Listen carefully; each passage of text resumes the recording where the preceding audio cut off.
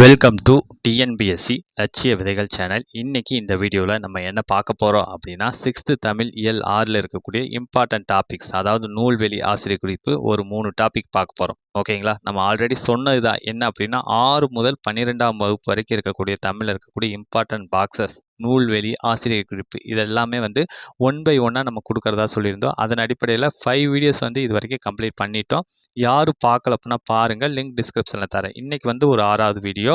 என்ன ரீசன் அப்படின்னா, தமிழில் வந்து ஒரு 100 கொஷின்ஸ் கொடுக்குறாங்க. அதில் பார்த்தீங்கன்னா 45 to 50 கொஷின்ஸ் வந்து நமக்கு எதுலேருந்து வருது அப்படின்னா, இந்த நூல்வெளி ஆசிரியர் குறிப்பு இதிலேருந்து மட்டுமே வருது.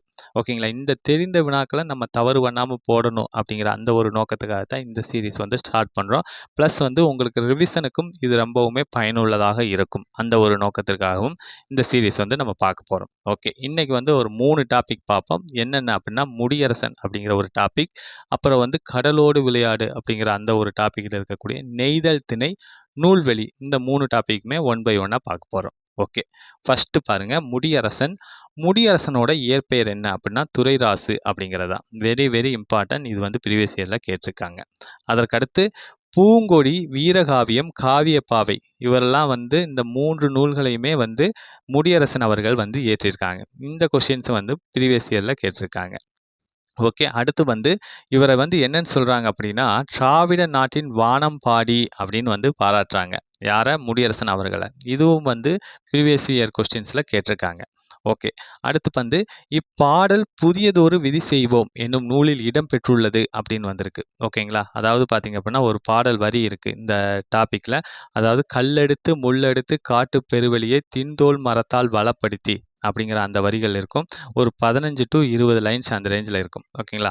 அந்த வரிகள் கொண்ட பாடல் வந்து எந்த நூலில் இடம்பெற்றிருக்கு அப்படின்னா, புதியதொரு விதி செய்வோம் அப்படிங்கிற அந்த ஒரு நூலில் இடம்பெற்றுள்ளது.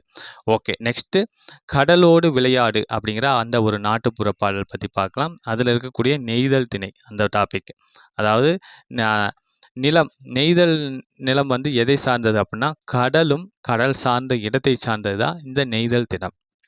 ஓகே, அங்கே வாழக்கூடிய மக்களை என்ன சொல்லுவாங்க அப்படின்னா, பரதவர் பரத்தியர் அப்படின்னு வந்து சொல்லுவாங்க. அங்கே இருக்கக்கூடிய தொழில், நெய்தல் நிலத்தில் இருக்கக்கூடிய தொழில் என்ன அப்படின்னா, மீன் பிடித்தல், உப்பு விளைவித்தல். ஏன்னா கடல் பகுதியில் என்ன பண்ணுவாங்க அப்படின்னா, மீன்களை பிடிச்சிக்குவாங்க. அங்கே இருக்கக்கூடிய உப்பளங்க பகுதிகளில் வந்து உப்பு விளைவிச்சுக்குவாங்க. அதனால அந்த தொழில்கள் நடைபெறுது. அப்புறம் நெய்தல் நிலத்துக்குரிய பூ என்ன அப்படின்னா, தாளம்பூ தான். ஓகே, நெக்ஸ்ட்டு வந்து நூல்வெளி. ஓகேங்களா?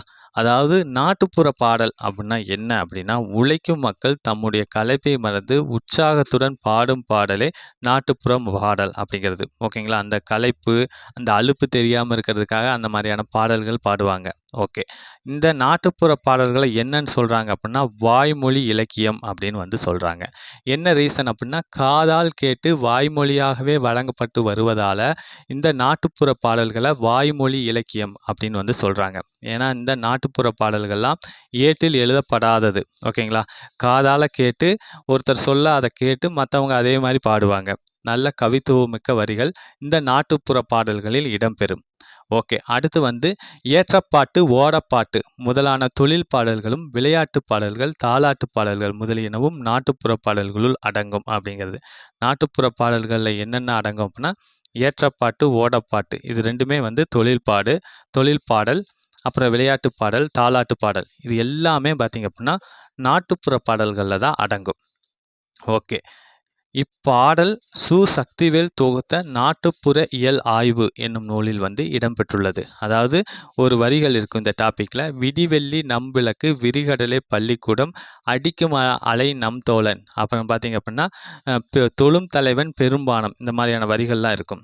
இந்த வரிகளை கொண்ட பாடலை தொகுத்தவர் யாருன்னா சு. சக்திவேல் அவர்கள். என்ன நூலாக வெளியிட்டிருப்பாருன்னா, நாட்டுப்புற இயல் ஆய்வு அப்படிங்கிற அந்த ஒரு நூலாக வந்து வெளியிட்டிருப்பார்.